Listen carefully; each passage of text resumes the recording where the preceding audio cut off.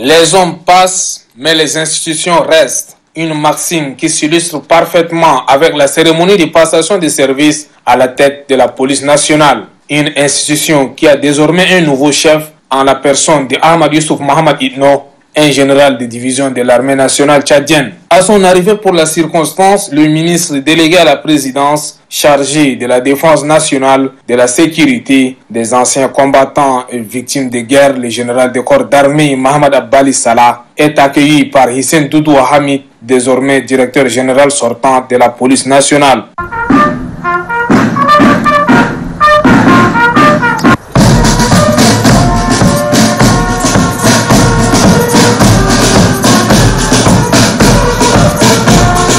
Comme à l'accoutumée, le directeur général sortant de la police nationale a présenté de manière succincte le bilan de son séjour à la tête de cette institution sécuritaire. L'on note le démantèlement de plusieurs réseaux malsains ainsi que des innovations remarquables enregistrées en ce qui concerne le renforcement des capacités professionnelles du personnel de la police nationale. Toutefois, Hissène Doudou Hamid exhorte l'ensemble du personnel de la police nationale à collaborer avec son successeur qui loue ici ses qualités. Occasion toute indiquée pour le ministre en charge de la défense nationale et de la sécurité de procéder officiellement à l'installation du 34e directeur général de la police nationale. Dans son message, le ministre Abbali est revenu largement sur les réformes entreprises au sein de la police nationale. Pour lui, même si le directeur général sortant, à qui il a rendu un hommage mérité, aurait entrepris un certain nombre de points inscrits dans ces réformes, beaucoup d'efforts restent à fournir, surtout au sein de la brigade de circulation routière,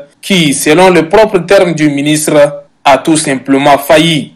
Monsieur le directeur général entrant, si nous insistons sur les réformes, c'est parce que nous avons juré de servir le peuple avec loyauté et suivons les orientations du chef de l'État. Il est de votre responsabilité de vous inscrire sur cette même directive, devait marteler Mohamed Abbali Salah. Le général de corps d'armée a également insisté sur la collaboration entre le service de justice et la police nationale de manière à fructifier des liens pour mieux corriger les citoyens en conflit avec la loi. Tout en félicitant son prédécesseur, le nouveau directeur général de la police nationale, le général de division Ahmad Youssouf Mohamed Itno, exhorte ses collaborateurs à veiller à la sécurité de la population et de leurs biens, à l'observation des lois et règlements, car, selon lui, la République exige de tout un chacun un sacrifice et un travail bien fait. Cette cérémonie de passation de service est sanctionnée par la signature du procès verbal entre les deux directeurs généraux entrants et sortants de la police sous le regard attentif du ministre Mohamed Abbali Salah.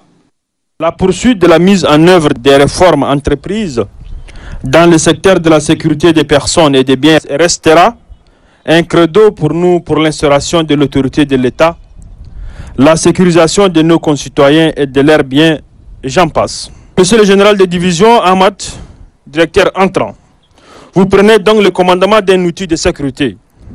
Pleine mutation dans un contexte où des mercenaires et autres terroristes transfrontaliers, sans foi ni loi, affûtent leurs dispositifs pour mettre à mal la quiétude des paisibles citoyens pour des guerres asymétriques.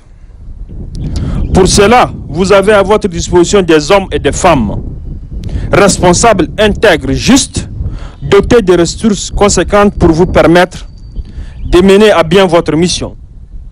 Vous aurez donc de toute votre autorité, votre énergie et votre savoir-faire pour faire marcher cette machine de sécurité et de l'ordre public. Par ailleurs, des actions entreprises en cette nouvelle année, en ce qui concerne la réglementation des services et maintien de l'ordre et de la circulation routière de notre capitale doivent être constantes, permanentes et visibles. Monsieur le DG entrant, j'insiste et j'insisterai toujours tant que nous ne voyons pas de changement dans la ville de N'Djamena, surtout sur nos engins, sur le type de nos engins, sur les réglementations de leurs papiers. On peut trouver un bon résultat par les hommes, le choix des hommes. Je répète et je dis, c'est le choix des hommes qui nous manque. C'est une mission certes pertinente et complexe, mais comptant sur votre expérience, je suis convaincu que vous serez à la hauteur et mon soutien ne vous fera pas défaut.